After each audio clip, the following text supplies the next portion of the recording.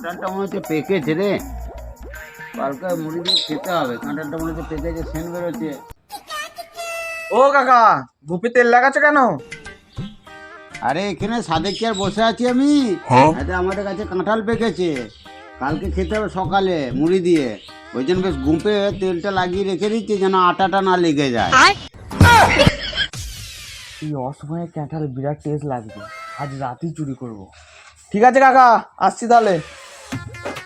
The next day. কাঁঠালটা খেতেই নেই তাহলে। কি বাবা, কাঁঠালগুলো গেল কোথায়? এই অসময়ে কাঁঠাল কে চুরি করলো? শালা আমার কি সর্বনাশ হলো রে, ছিঁড়ে পড়ে গেল নাকি রে?